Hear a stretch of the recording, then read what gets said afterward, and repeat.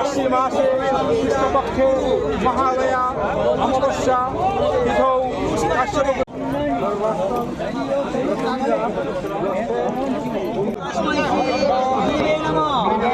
অমাবস্যা তিথৌ কাশ্যপ উদ্দেশ্য পিতামহ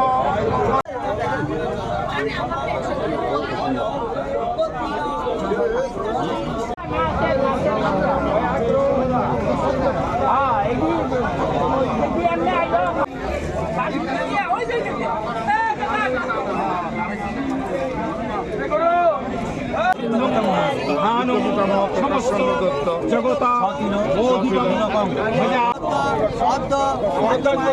কৃষ্ণপক্ষে মহালয়া অমাবস্যা তিথি রবিবারে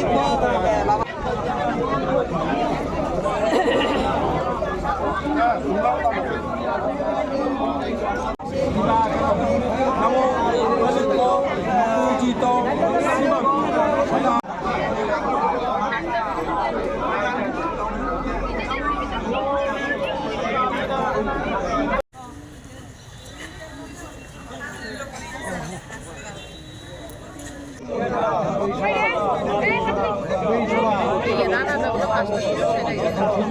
দেববাং মাতামহী প্রিয়তা সুন্দরী দেববাং মাতল খগেন্দ্রচন্দ্র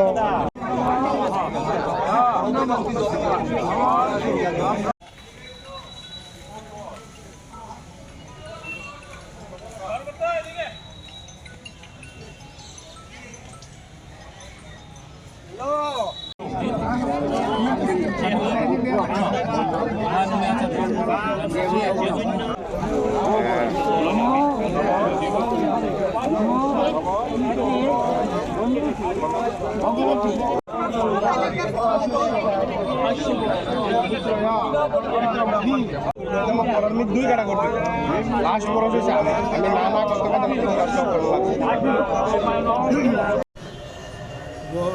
মহালয়ার দিন তর্পণের যে উদ্দেশ্য খালি মহালয়ার দিনে যে তর্পণ হইব তা না, যে আমাদের যে ভাদ্র মাসের কৃষ্ণা প্রতিপদ থেকে এই যে মহালয়া পর্যন্ত এই 15 দিনকে আমরা পিতৃপক্ষ বলা হয়। ওই 15 দিনের মধ্যে কেউ পারলে 15 দিনই করে, কেউ পারলে একদিন করে। মহালয়াটা হচ্ছে তার শেষ সীমা।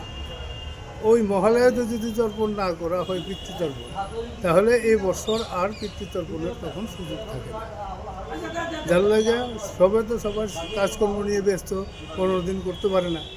যার লেগে ওই মহালয়ার দিনই সবাই আসে। কারণ এটাকে আমাদের পুরাণে আছে তো ওই সময়টাই এই পিতৃপক্ষে আমাদের পিতৃপুরুষরা স্বর্গের থেকে নেমে আসে। তখন ওই তার উদ্দেশ্যে জল তিল দান করা হয়। এবং আপনার কর্ণর যখন স্বর্গে গেলেন তখন কর্ণ কিন্তু স্বর্গে গিয়ে কোনো খাবার পাচ্ছিল না, সোনা রূপা জহরত সব পাচ্ছিল। তখন কর্ণ যমরাজকে জিজ্ঞেস করেছিল যে আমার খাবার কোথায়, আমার কাছে সব রত্ন দিচ্ছি, খাবার তো নেই। তখন কর্ণ বলছে যে তুমি তো সব পৃথিবীতে প্রচুর দান করেছ, কিন্তু তুমি কোনো পিতৃকার্য করনি, মানে ওই করনি, কাউকে অন্ন দান করনি, যার জন্য তোমার কোনো অন্ন নেই এখানে। ওই তখন এই পিতৃপক্ষের মধ্যে কর্ণের প্রতি যম সন্তুষ্ট হয়ে পিতৃপক্ষের এই 15 দিনের মধ্যে কর্ণকে আবার পৃথিবীতে পাঠিয়েছে। বলেছে যাও তুমি এই 15 দিনের মধ্যে এই দান করে আসো, অন্নদান জল দান করে আসো, তারপরে হবে। এইভাবে নিয়ে আমাদের এই তর্পণ পিতৃপক্ষের যে গ্রহণ করবে। তবে এটা হচ্ছে মহালয়া, হচ্ছে মহা আলয়। যে এই মহালয়া মানে এই দিন, এই যে মহালয়ার যে পরক্ষণ, ওই পরক্ষণের থেকে দেবীর আগমন হয়।